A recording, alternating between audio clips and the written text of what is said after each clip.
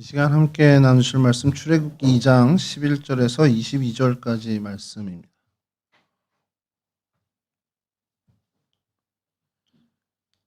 출애굽기 2장 11절에서 22절까지 말씀 저는 한 절씩 교독하도록 하겠습니다. 모세가 장성한 후에 한 번은 자기 형제들에게 나가서 그들이 고되게 노동하는 것을 보더니 어떤 애굽 사람이 한 히브리 사람 곧 자기 형제를 치는 것을 본지라. 나를 살펴 사람이 없음을 보고 그 애굽 사람을 쳐 죽여 모래 속에 감추니라. 이튿날 다시 나가니 두 히브리 사람이 서로 싸우는지라. 그 잘못한 사람에게 이르되 내가 어찌하여 동포를 치느냐 하매 그가 이르되 누가 너를 우리를 다스리는 자와 세산자님으로 삼았느냐. 내가 애굽 사람을 죽인 것처럼 나도 죽이려느냐. 모세가 두려워하여 이르되 이 일이 탈로 되었도다. 바로가 이 일을 듣고 모세를 죽이고자 하여 찾는지라. 모세가 바로의 낯을 피하여 미디안 땅에 머물며 하루는 우물 곁에 앉았더라.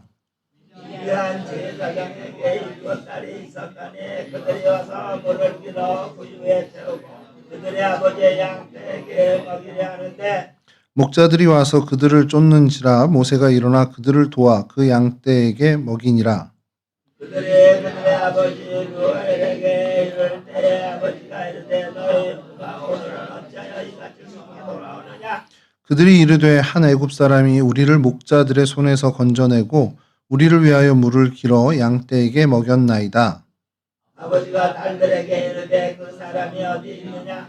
너희가 어찌하여 그 사람을 버려두고 왔느냐. 그를 청하여 음식을 대접하라 하였더라. 모세가 그와 동거하기를 기뻐하며 그가 그의 딸 시보라를 모세에게 주었더니 그 아들을 낳으면 모세가 그의 이름을 게르솜이라 하여 이르되 내가 자국에서 남은 자가 되었음이라 하였더라. 아멘. 아멘. 오늘 저희가 함께 살펴볼 성경의 장소는 미디안입니다. 너무 광범위해서요. 그 어디를 딱 특정해서 여기가 미디안이다 하기가 참 어려운 곳이 바로 이 미디안이라는 곳입니다. 주로 이제 아라비아 반도 북서, 그러니까 아라비아 반도를 기준으로 하면 북서쪽에 이제 아카바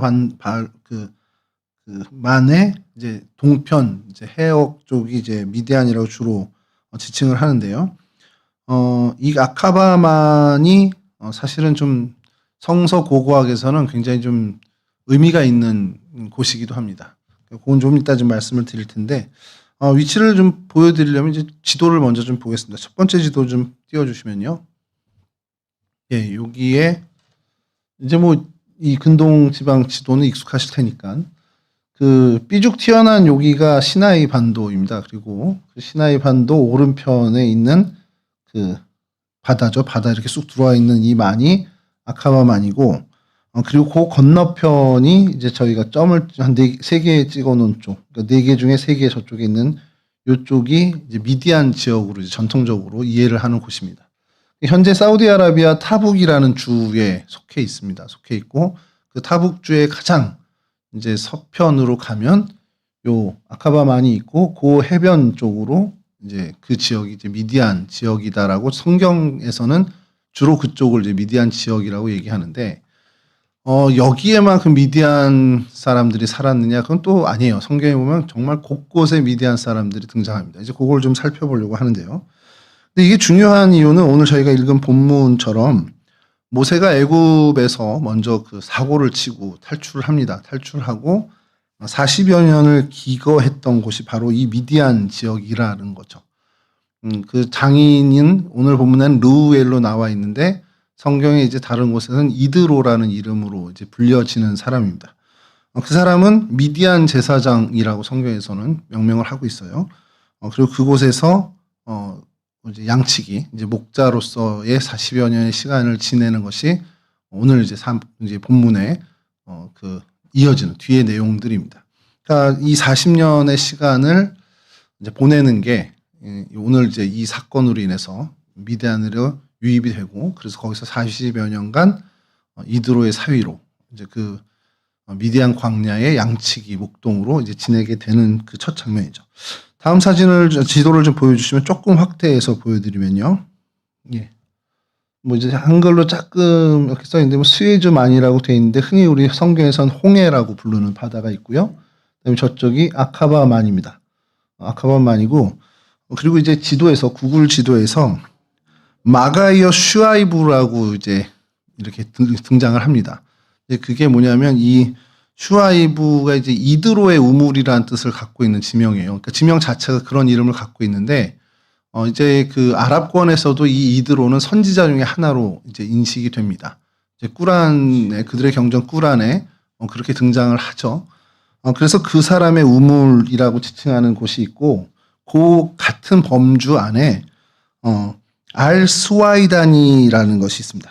이게 발음이 아까 계속 연습을 하는데 잘 안 되는데 알이 이제 영어로 치면은 정관사 더입니다. 그래서 알 그리고 스와이단이 영어로 웰이라고 지금 붙어져 있긴 한데 그게 또 아랍어로 쓰일 때는 좀 다르게 쓰여요. 알 사이디 비르 알 사이디라고 이렇게 불립니다. 그래서 비르는 우물이라는 아랍어고 사이디 알 사이디 그러니까 이 사이디의 우물 이렇게 되는 겁니다.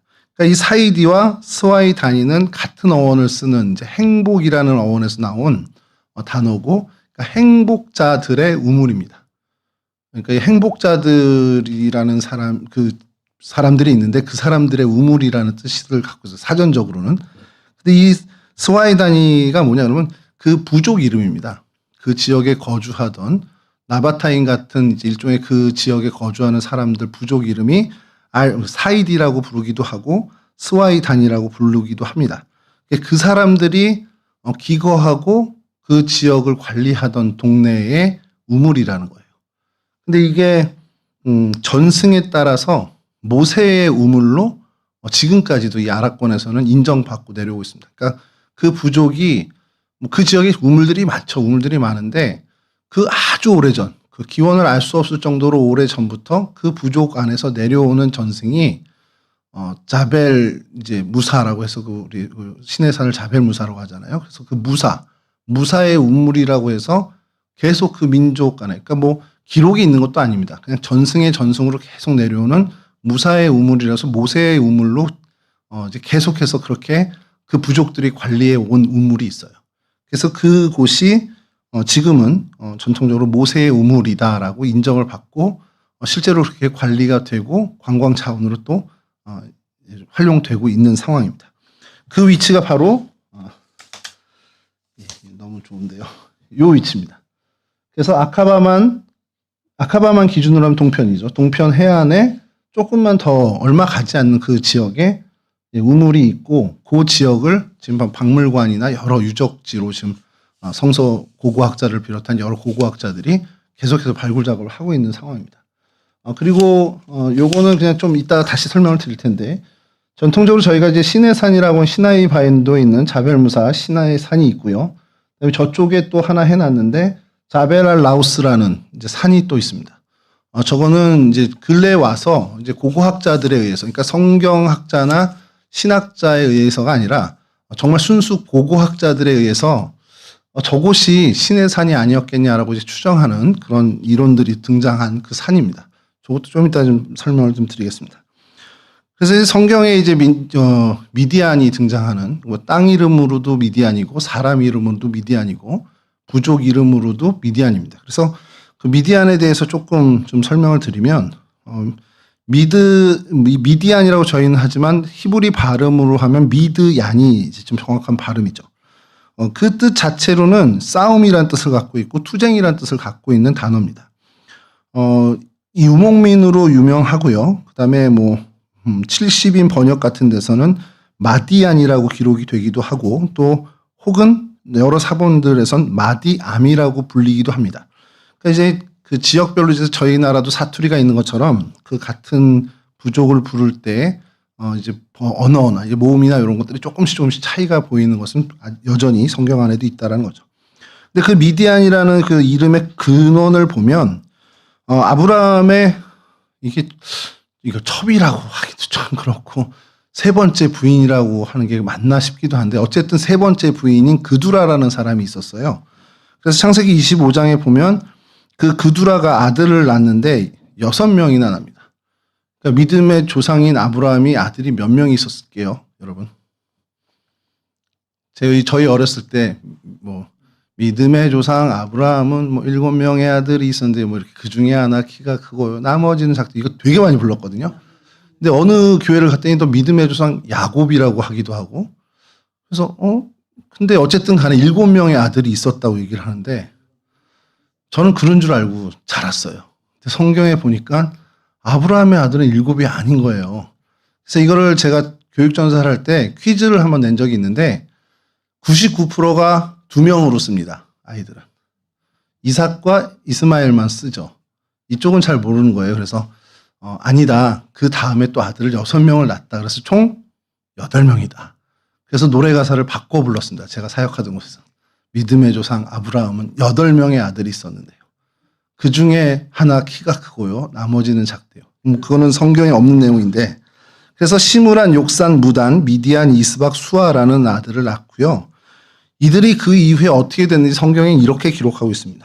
창세기 25장 6절인데요. 요거만 띄워주셨어요. 예, 25장 6절입니다. 자기 서자들에게도 재산을 주어 자기 생전에 그들로 하여금 자기 아들 이삭을 떠나 동방 곧 동쪽 땅으로 가게 하였더라. 그러니까 아브라함이 죽어서 이렇게 재산 분배를 하지 않았고요.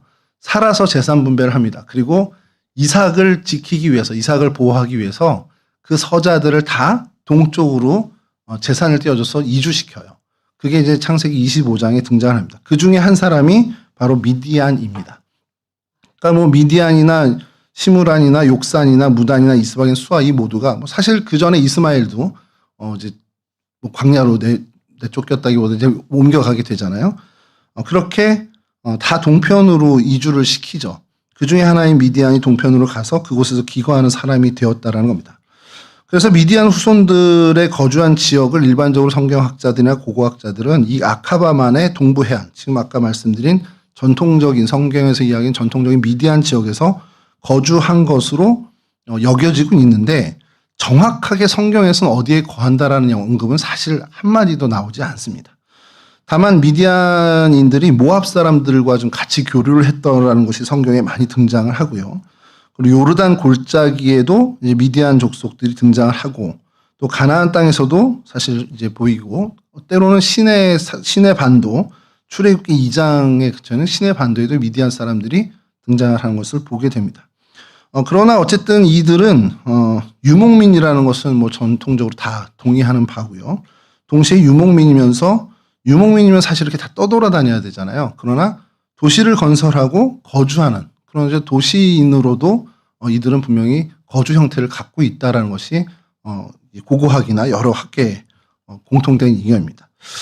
그래서 이 미디안들을 성경에서 이제 언급하는 것을 보게 되면 제일 먼저 등장하는 게 이제 이 창세기에 아까 말씀드린 그 아브라함의 아들 중에 서자 중에 하나 미디안인데 그 사람 말고 그 후손들이 그 성경 이후에 어떻게 등장을 하나 하면 창세기 30장 28절에 이렇게 등장을 합니다. 그때 미디안 사람 상인들이 지나가고 있는지라 형들이 요셉을 구덩이에서 끌어올리고 은 20에 그들을 이스마엘 사람에게 팔매 그 상인들이 요셉을 데리고 애굽으로 갔더라. 요셉을 이제 팔아치울 때 등장하는 사람이 미디안 상인이 등장합니다. 여러분 한 번만 눈으로 잘 읽어보세요. 이상하지 않습니까? 저만 이상한가요? 그냥 한번 싹 좀 읽어보세요. 그래서 저 내용을 한번 상상해 보시죠. 그때 미디안 상인들이 지나가고 형들이 요셉을 끌어올려서 은 20에 넘겼는데 이스마엘 사람이라고 그래요? 그쵸? 분명히 미디안 사람이 왔는데 갑자기 미디안 사람이 왔는데 판 건 이스마엘 사람한테 팔았습니다. 이게 저는 뭐 개인적으로 되게 힘들었던 부분이기도 한데 이걸 이제 여러 가지로 이제 이제 설이 있습니다. 성경학자들이 여러 있는데 제가 이걸 왕대일 교수님한테 좀 이제 짬이 됐을 때 잠깐 물었더니 아주 명쾌하게 대답해 주셨는데 감옥사 그런 생각까지 하니 훌륭해.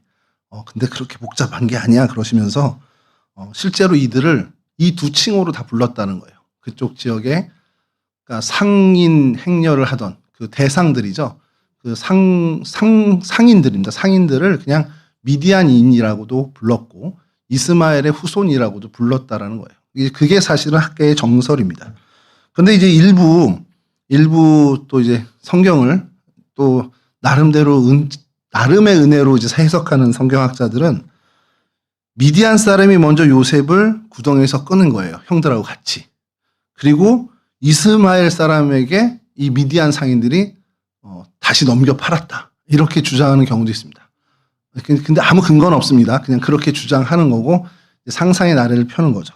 그런 게 또 하나 있고요. 또 하나는 이건 굉장히 이제 편집자적인 성경을 이제 편집자적으로 해석하는 분들인데, 야, 이게 두 가지 전승이 내려왔었어, 원래. 창세기를 이제 모세가 기록할 때 그 요셉의 이야기, 요셉의 형제들의 이야기가 여러 이야기를 구전해서 전해 내려오는데 그 두 전승이 한 전승은 미디안 사람에게 판 거고 한 전승은 이스마엘 사람들에게 팔았다라는 전승이 그냥 있어서 합쳐진 거야. 이렇게 굉장히 편리하게 해석하는 경우도 있습니다.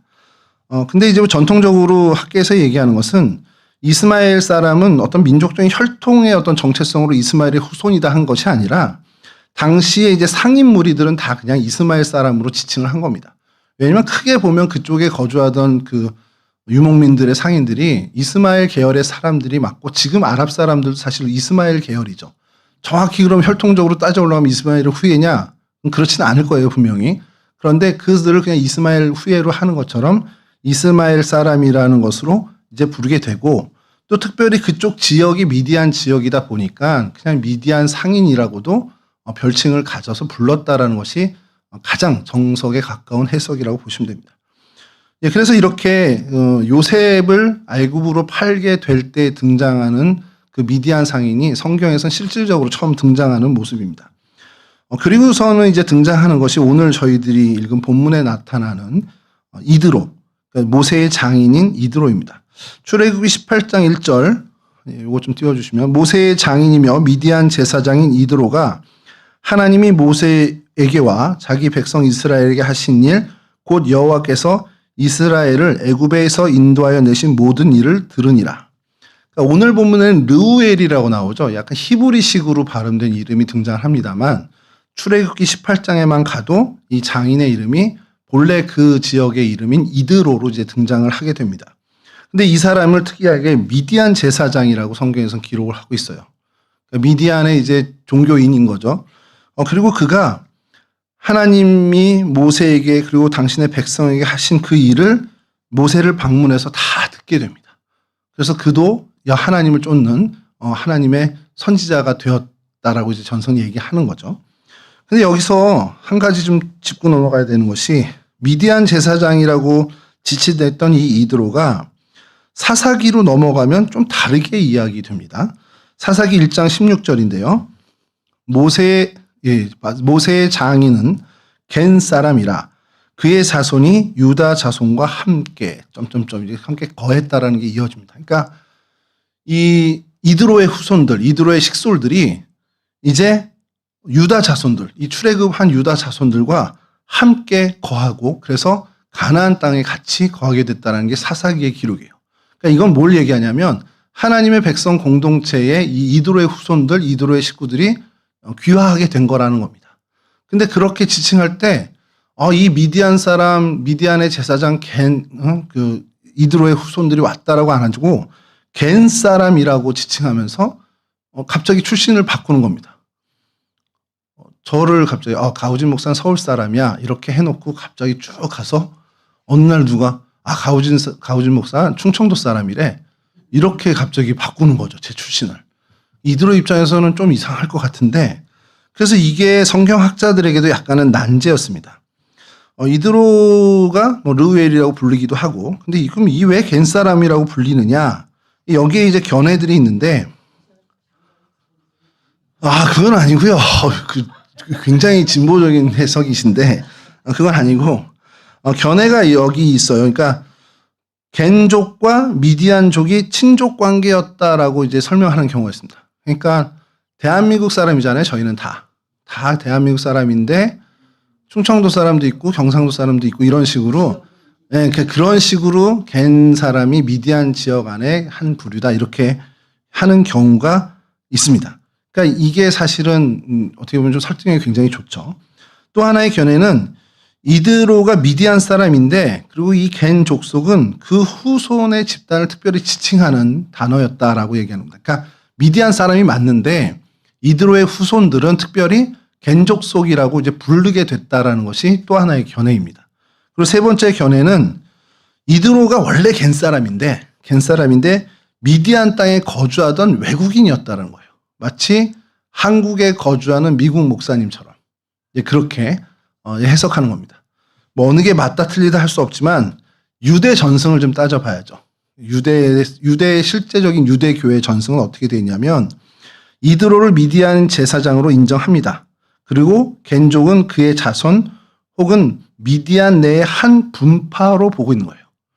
그러니까 예를 들어서 전주 이씨가 있잖아요. 이 조선 왕국의 전주 이씨가 있는데 그 여러 계파가 있잖아요. 어느 공에 뭐 몇 대손 뭐 이런 식으로 특별히 그 미디안의 이드로의 후손을 특별히 이제 겐 족속이라고 부르게 됐다라는 게 유대 전승에서는 그렇게 인정을 하고 있습니다. 그 기독교 주석을 이제 보게 되면 뭐 매튜 헨리 주석 같은 경우가 가장 대표적이긴 한데 이드로를 미디안 사람으로 보고 있고요. 사사기의 이 겐족의 이 이드로 역시 그의 후손으로 특별히 이들을 지칭하는 대명사로 썼다라고 이제 이야기를 합니다. 그러니까 유대 전승과 거의 흡사하게 얘기를 하는 거죠. 그러니까 이제 이거를 좀 정리를 하면 이 두 표현이 충돌되는 게 아니라 지역명과 족속명으로 이제 보면 되는 겁니다. 그러니까 대한민국에 거하니까 대한민국 사람인데 뭐 이 우리 민족을 뭐라고 하냐 그러면 뭐 어족으로 뭐 알타 여족다 이렇게 뭐 분류하는 여러 개가 있잖아요. 그러니까 지역으로 하면 미디안 사람인데 인종으로 하면 겐족속이야 이렇게 하는 거죠. 이게 저희 나라는 좀 힘들어요. 이게 단일 민족이다 보니까 여러 민족이 합쳐서 하는데 그러니까 예를 들어서 저 이게 말씀을 드릴까 말까 하다가 제 정체성을 이제 밝히는 거라 저 가씨가요. 큰일 났다 이제. 요즘 드라마 무슨 부셈인가 거기에 그 회장 이름이 가성호라는 회장이 나옵니다.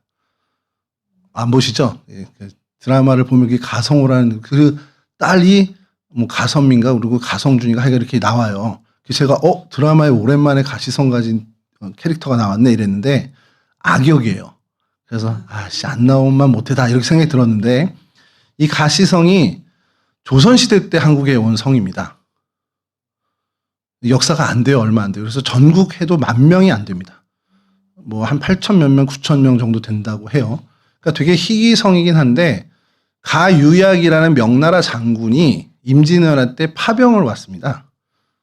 그래서 임진왜란 때 여기서 돕고 그리고 다시 본국으로 갔는데 이 본국이 명왕조가 망했잖아요. 그리고 청나라가 세워졌습니다. 근데 명왕조하고 청왕조는 완전 다른 족입니다. 그러니까 명왕조가 한족이고 청은 이제 만주족입니다. 그러니까 이제 정치적인 보복이나 여러 가지 두려움에 그래도 비빌 곳이 없나 해서 조선으로 귀화를 한 거예요. 그래서 당진, 서산 이쪽에 머물게 됐습니다. 그래서 거기에 가시 집성촌이 있는데 서산, 당진, 예산, 아산 이쪽에 이제 많이 있습니다. 그러니까 저는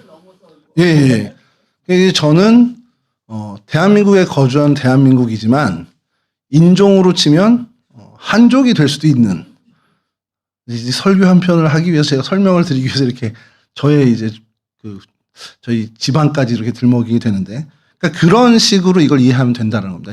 미디안 제사장인데 미디안 지역에 거하지만 그가 인종학적으로는 겐족속이라는 거예요. 겐족속. 근데 제가 이 얘기를 드리면 뭐 가시만 그렇겠습니까? 중국에서 넘어온 성이 뭐 가시만 있는 것도 아닐 거고 제가 아는 어떤 한 그 프로야구 선수는 황목 씨가 있습니다. 황목. 일본에서 온 일본 성입니다. 뭐 우리나라가 뭐 민족적으로는 제가 볼 때 이미 한혈통은 아닙니다. 여하튼 그렇게 해서 이제 설명을 드리면 좀 이해가 쉬울 것 같고요. 그럼 이 겐족속은 뭐냐라는 거예요. 그래서 이거를 사실은 오늘 다룰 일은 아닌데 오늘이 아니면 한 번도 언급할 일이 없는 것 같아요. 제가 평생 목회하면서 겐족속에 대해서 한 번이라도 언급할 일이 있을까? 근데 없을 것 같아요. 이 겐은요, 히브리어 겐입니다. 카인이라고도 하고. 그러니까 이게 뭐냐면 발음에서 여러분 아시셨겠지만 아담의 아들 가인과 같은 어원입니다. 그러니까 이 겐족속은 무슨 의미냐면 가인의 후손이라는 뜻을 갖고 있어요. 근데 이 단어 자체는 창세기 1장에서 창세기 2장에서 이야기할 때는 내가 아들을 얻었다, 내가 득남했다라는 그 단어로 쓰이는 얻음, 득하다라는 의미를 갖고 있는 건데 그 본래의 어근은 창이나 작사를 이야기하는 히브리어 어원과 같습니다. 예, 그러니까 작사, 예, 그 창 이겁니다. 근데 이게 왜 그렇게 됐냐? 그 쇠붙이를 얘기한 거죠. 그러니까 포괄적으로 쇠붙이를 지칭하는 단어입니다. 그래서 여기서 대장장이를 지칭하는 단어로 이게 파생이 됩니다. 그러니까 겐 족속 그러면 뭐냐면 가인의 자손이야라고 해석할 수도 있고 또 하나를 하나 더 의미를 들어가면 대장장이 이렇게 표현할 수도 있는 겁니다. 그러니까 모르겠어요. 뭐 금속 세공을 했던 사람들을 이제 겐족속 했던 것 같습니다. 그러니까 이거를 이제 많은 사람들이 이제 성경학자들이 전승을 찾아보고 이제 해서 연구가 끝에 뭐냐? 창세기의 가인의 후손은 아닙니다. 뭐 아까도 김장 장로님이 사무실에 오셔서 잠깐 요거를 좀 같이 이야기를 나눌 시간이 있었는데 가인의 후손으로는 성립할 수가 없죠. 왜냐하면 가인의 후손은 이미 노아의 홍수 때 다 사라졌습니다. 이때의 인류는 모두가 다 적어도 성경에서는 노아의 후손들입니다. 그러니까 가인의 후손은 아닌 거죠. 뭐 셈이든 함이든 야벳의 후손일 텐데 여하튼 이 사람, 뭐 아브라함의 미디안 그 아들 중에 서자 중에 미디안의 후손이라고 그러면 뭐 이건 당연히 노아의 후손입니다. 그렇게 되는데 이 사람들이 쇠를 다치고 금속 세공을 하던 그 사람들을 특별하게 겐족속 이렇게 불렀다라는 해석이 있어요. 사실 가장 설득력이 있는 겁니다. 그러니까 이 겐족성은 적어도 쇠붙이를 가지고 생업을 하거나 쇠붙이를 잘 다루던 그 사람들을 이제 겐족성이라고 불렀던 겁니다. 근데 또 하나의 설은 가인이 이제 쫓겨나잖아요. 에덴 동산 아담 밑에서 쫓겨나게 되면서 유리하는 사람이 됩니다. 떠돌이죠. 쉽게 얘기해서 떠돌이가 되는데 그렇게 이제 떠돌이 같은 생활을 하는 사람들을 그냥 저 가인 같은 사람들 이렇게 부르게 된 것이 또 하나의 설이에요. 그러니까 유목민들을 지칭할 때 가인의 후손 이렇게 불렀다라는 이제 설이 있습니다. 그래서 겐족속이다 하는 것이 있는데 뭐 이것이 됐든 저것이 됐든 간에 가인의 후손은 아니고요. 금붙이를 세공하던 사람들 그리고 유목을 하던 그러니까 유목을 하면서 금속을 잘 다루던 사람들이 아니었겠냐라는 것이 이제 결론적인 성경학자들의 이야기입니다. 그러니까 이 이드로의 후손들, 이드로를 포함한 이 족속이 아마도 이 미디안 광야 쪽에 머물면서 미디안 쪽에 머물면서 유목 생활을 하고 오늘 본문에서도 그렇지만 이제 양치기 목동하면서 유목 생활을 하면서 적어도 이 금속 세공이나 금속을 다루는 데는 좀 특별한 재능들을 가졌던 그 족속으로 이제 평가를 하는 거죠. 그래서 이 겐 족속에 대해서는 그렇게 이해하는 정도면 좀 알맞지 않을까라는 생각을 하게 됐습니다. 전혀 엉뚱한 데로 갔는데 여하튼 이 겐 족속이었다라는 게 이제 미디안 족속과 연결되고 미디안 지역에 살았다라는 것을 저희가 기억하면 됩니다. 그리고 이제 미디안이 이스라엘 민족과 이제 충돌하는 부분이 성경에서 좀 등장을 하는데 민수기 22장 7절 말씀입니다. 모압 장로들과 미디안 장로들이 손에 복채를 가지고 떠나 발람에게 이르러 발락의 말을 그에게 전하매. 그러니까 이게 어떤 장면이냐면 모압 왕 발락이 이스라엘 백성들이 출애굽에서 올라오는 것이 너무 두려워서 선지자 발람에게 뇌물을 주면서 저주를 해달라고 의탁을 하는 겁니다. 그때 자기의 나라 모압 장로들만 보낸 게 아니라 미디안 장로들을 설득한 거예요. 야, 이거 니네들한테도 위험 요소야. 그러니까 같이 가서 우리가 발락에게 청탁을 하자. 그런 장면입니다. 그래서 이 발람이 저주를 해야 되는데 우리가 잘 알듯이 나귀가 이제 떠들고 뭐 이러면서 이 장면에서 저주를 못하게 된 그 장면이 여기서 이제 등장할 때 미디안 장로들 역시도 이스라엘과 충돌하는 그 상대편에 있는 그런 사람들로 등장을 하게 됩니다. 그리고 사실 이게 이제 바알보올 사건으로 이어지잖아요. 그래서 시딤에서 이제 그 성결하지 못한 간음한 걸로 인해서 이스라엘 백성들이 하나님의 심판을 받게 된 그 사건으로 이어지는데 그때 이어질 때에 민수기 25장 1절이 이렇게 기록합니다. 민수기 25장 1절과 3절 4절을 제가 읽어드리면요. 이스라엘이 시딤에 머물러 있더니 그 백성이 모압 여자들과 음행하기를 시작하니라. 이스라엘이 바알볼에게 가담한지라 여호와께서 이스라엘에게 진노하시니라. 여호와께서 모세에게 이르시되 백성의 수령들을 잡아 태양을 향하여 여호와 앞에 목매어 달라. 그리하면 여호와의 진노가 이스라엘에게서 떠나리라. 시딤에서 간음하던 이스라엘 백성들을 하나님이 심판하시는 장면입니다. 이게 바알볼 사건이라고 이제 성경에서는 이야기하죠. 그리고 민수기 25장 6절에서 8절 이렇게 이어집니다. 이 사건이 벌어지고 있을 때예요. 이스라엘 자손의 온 회중이 회막문에서 울 때, 이게 회개하고 이제 막 목매달아 달고 처형식이 벌어지고 있을 때 막 다 이제 통곡하고 있을 때입니다.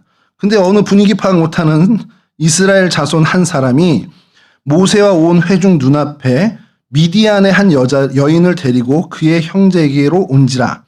제사장 아론의 손자 엘르아살의 아들 비느하스가 보고 회중 가운데서 일어나 손에 창을 들고 그 이스라엘 남자를 따라 그의 막사에 들어가 이스라엘 남자와 그 여인의 배를 꿰뚫어서 두 사람을 죽이니 연병이 이스라엘 자손에게 그쳤더라. 그러니까 이 바알볼 사건, 시딤에서 이 간음 사건이 하나님의 심판을 크게 받고 있는데 그 와중에도 또 이 미디안 여자를 데리고 와서 취하다가 이 비느하스에 의해서 죽임을 당하게 되면서 이것이 하나님이 거룩한 분노로 인정하고 이 연병을 이스라엘에게서 그치게 하십니다. 이게 이제 바알본 사건입니다. 근데 이 이후에 이 사건에 대해서 설명이 이제 추가적인 설명이 들어오는데 민수기 25장 14절에서 15절입니다. 죽임을 당한 이스라엘 남자 곧 미디안 여인과 함께 죽임을 당한 자의 이름은 시므리니 살루의 아들이요 시므온의 조상의 가문 중 한 지도자이며 이 남자에 대한 설명이죠. 15절은 죽임을 당한 미디안 여인의 이름은 고스비이니 수르의 딸이라. 수르는 미디안 백성의 한 조상의 가문의 수령이었더라. 그러니까 미디안 이 족속에 꽤 직위가 높은 가문의 딸입니다. 그러니까 무슨 연유인지 모르지만 이 둘이 어떻게 보면 이제 사귀게 된 건지 그래서 같이 이제 지내다가 이렇게 죽임을 당하게 된 거죠. 이때의 미디안 백성이 결국 바알볼 사건과 시딤 사건에 굉장히 결정적인 역할을 하는데 또 등장을 하는 거예요. 그러니까 이스라엘 민족과 또 충돌을 하는 것을 보여주고 사실 이 사건이 굉장히 상징적인 사건이 되게 되는 거죠. 미디안과 이스라엘이 결국 이렇게 각을 세우는 대립하는 관계로 이 이후에도 계속 진행이 된다는 겁니다. 그래서 민수기 25장 16절에서 18절에 하나님이 모세에게 이렇게 말씀을 하십니다. 여호와께서 모세에게 말씀하여 이르시되 미디안인들을 대적하여 그들을 치라.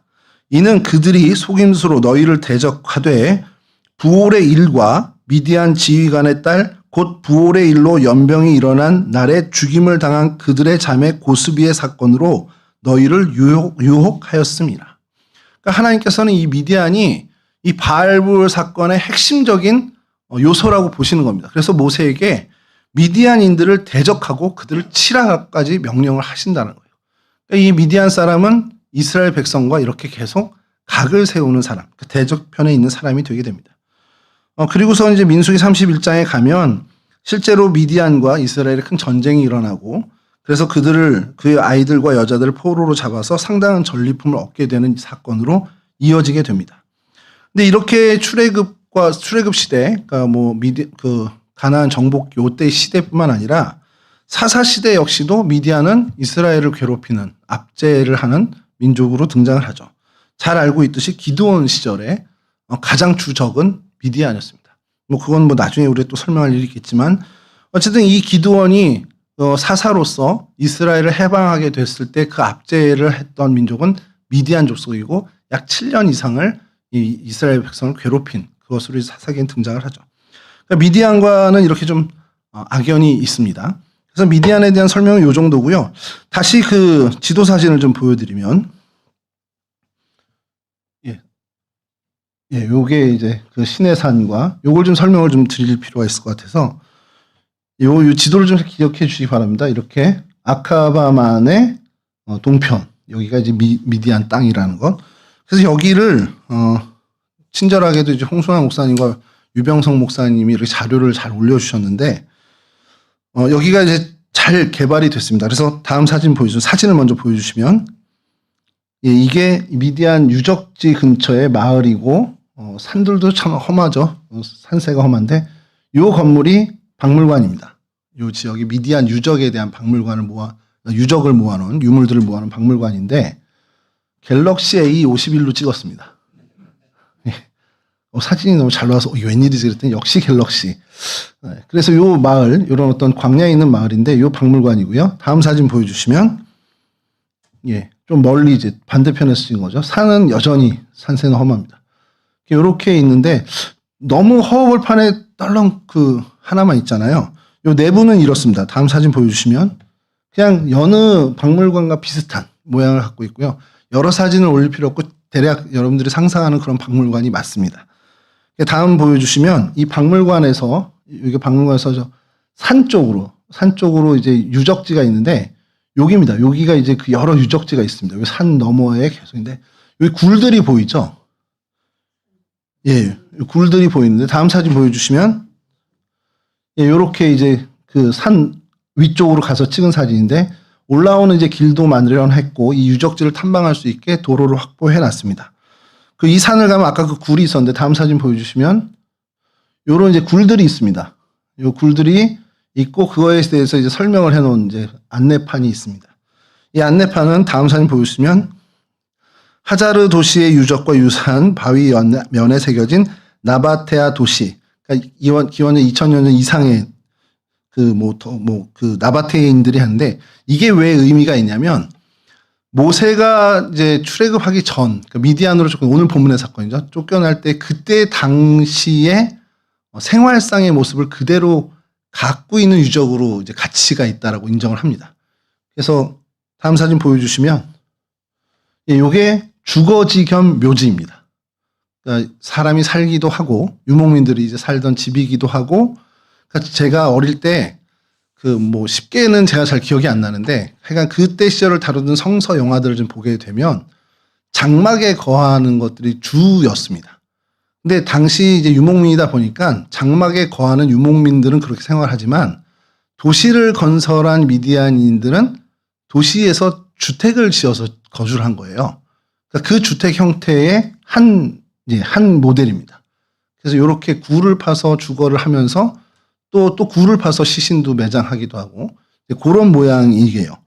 그리고 이 지역이 이 나바테인들의 거주나 지역은 또 여러 군데 있습니다. 미디안 광야에 요 동네 말고도 많이 있는데 왜 요 동네가 의미가 있냐? 아까 처음에 말씀드린 것처럼 여기 때문에 그렇습니다. 다음 사진 보여주시면 요게 핵심입니다. 얘 때문에 이 동네가 다 유적지가 되고 이 동네의 사람들이 주목하고 요것 때문에 많은 사람들이 여기 방문합니다.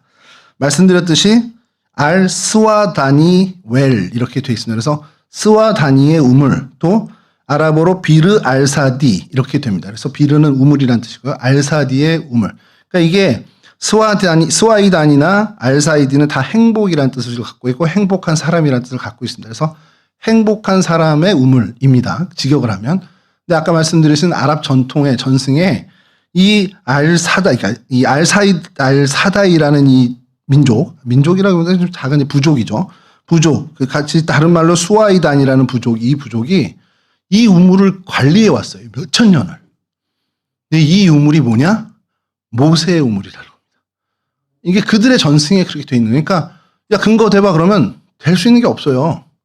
문서로 기록해 놓은 것도 아니고. 근데 그들이 조상에서부터 계속 이게 무사의 우물, 그러니까 모세의 우물, 선지자 무사의 우물이었다라고 계속 내려와서 지키고 있던 겁니다. 그것을 이제 관광지화 된 거죠. 다음 사진 보여주시면 약간 좀 성스럽게 해놨죠. 요게요, 몇 년 전인지, 한 20년 전 사진을 보면 울타리가 없습니다. 사람들이 이렇게 막 자유롭게 들여다보고 했던 것 같은데, 최근의 사진은 이렇게 울타리를 해놨더라고요. 그래서 여기 안내판이 있고요. 그래서 이렇게 울타리를 쳐놨습니다. 여기 이제 모세의 우물로 전해지고 있고, 거의 정설로 받아들여지고 있는데, 또 물으시겠죠.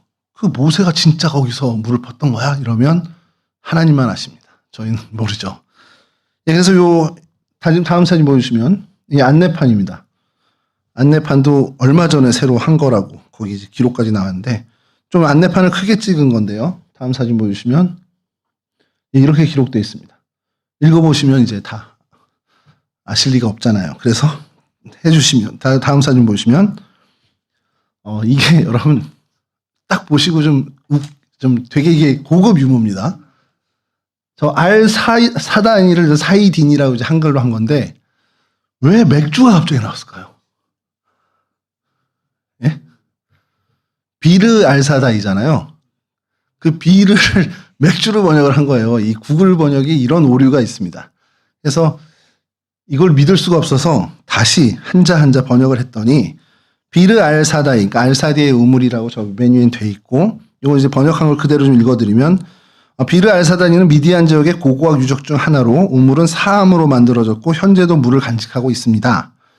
이 우물은 모세의 우물로 알려져 있으며 일부 전생에 따르면 모세가 미디안으로 피신했을 때 이 우물 곁에서 물을 길러 이드로의 딸들을 도왔다는 이야기가 전해집니다. 오랜 세월 동안 여러 세대에 걸쳐서 마을 사람들에게 물을 공급해준 중요한 장소입니다 하고 그 밑에 이제 경고가 이 우물은 유적지 및 고고학적 유물보호법 제9조 1426년 히즈리역 기준으로 그 법에 따라 보호를 받고 있고 따라서 허가 없이 이곳의 어떠한 부분도 파손, 훼손 또는 변경한 행위는 법적인 처벌을 받을 수 있습니다라고 이 밑에 이제 경고가 돼 있는 겁니다.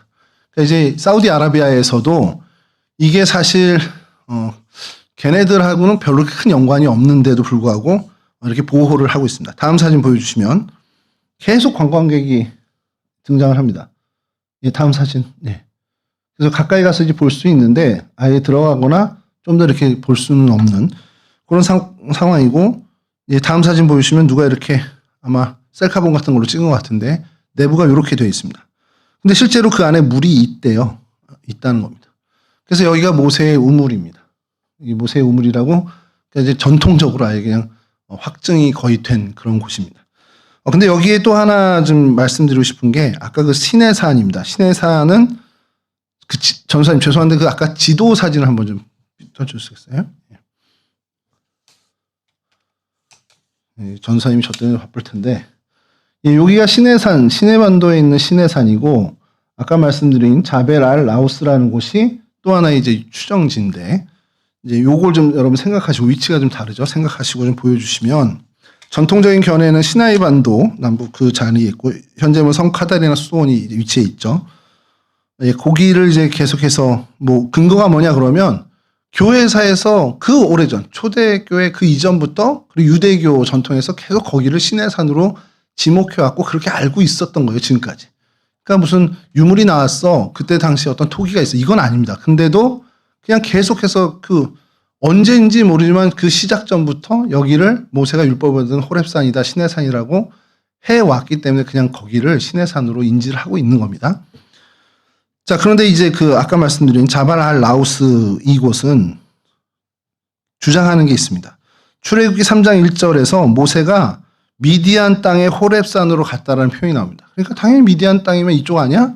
아카바만 오른쪽일 텐데 하고서 이렇게 생각을 하는 거고, 또 하나는 이게 사실은 제일 결정적인 것 중에 하나입니다만 갈라디아서 4장 25절에 바울이 시내산을 가는데 이제 아라비아에 있는 시내산으로 간다라는 표현을 직접적으로 합니다.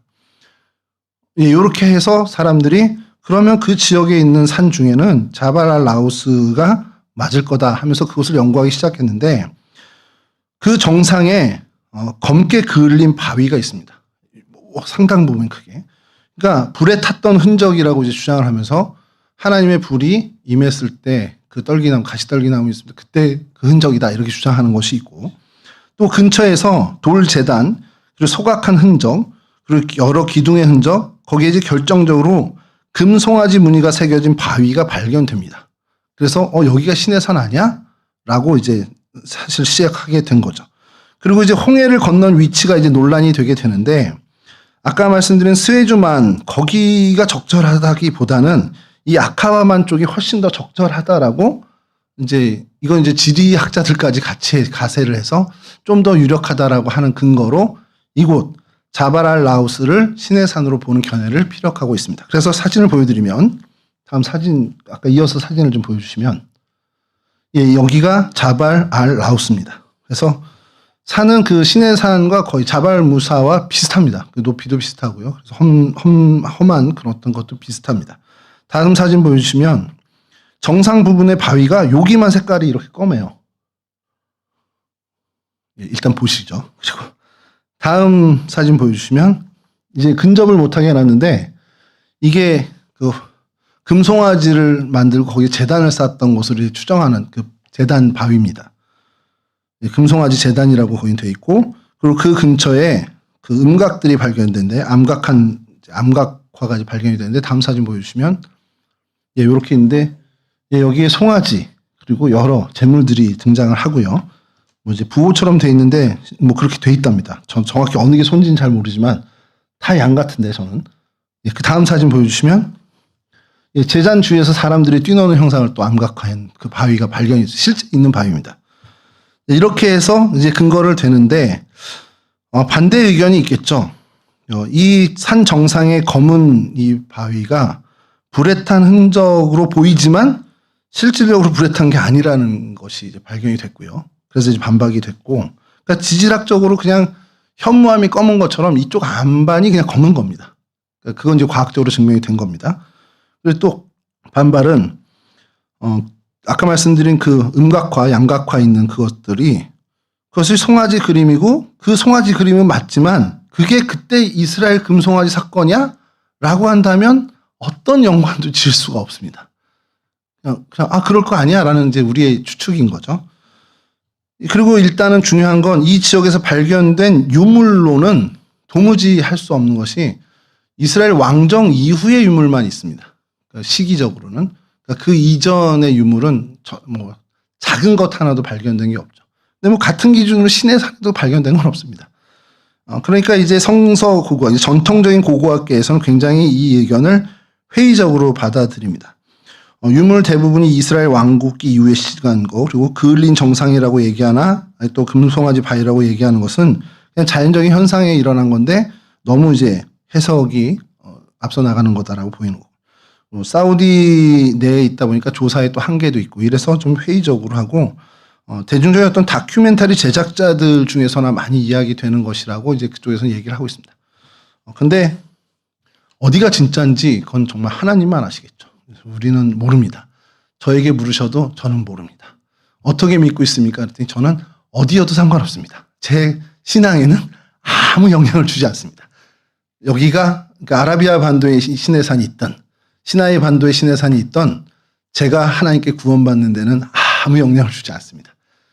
중요한 건 이 성경에 기록된 사건을 통해서 우리가 하나님을 어떻게 만나고 하나님을 어떻게 기억하고 하느냐. 시간이 지났지만 조금만 더 이어가면요. 모세의 인생을, 그러니까 제가 이 본문을 준비하면서 어떤 메시지로 우리가 함께 나누면 좋을까 했는데 모세의 인생을 우리가 너무 잘 알고 있기 때문에 그냥 대충 아는 것을 얘기하면 왕궁에서의 40년 그리고 광야에서 40년 이스라엘 지도자로서의 40년을 삽니다. 근데 그 전환 때마다 그가 상상하지 못하는 일들이 벌어지는 거예요. 자기가 그 애굽 사람을 쳐서 묻은 게 발각되리라고 상상을 못했습니다. 근데 그는 선한 의도, 그러니까 하나님 편에서 민족적인 관점이었으면 선한 의도를 갖고 한 거예요. 자기 민족이 학대당하는 것을 보지 못해서 참지 못해서 벌어진 일인데 그것이 그 결과로 쫓기는 도망자가 되리라는 상상을 못했습니다. 그러니까 한순간에 인생이 무너진 겁니다. 인간적인 편에서 보면. 그래서 광야 생활을 시작한 겁니다.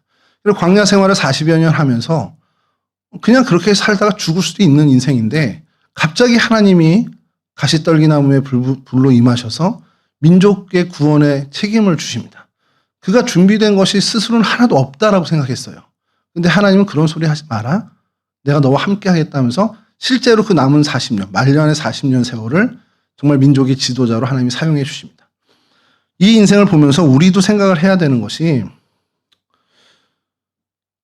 여러분들의 인생에 우리가 생각하거나 상상하는 일들로 채워지지 않습니다. 항상 우리의 예상을 빗나가는 일들이 우리 인생에 다가오죠.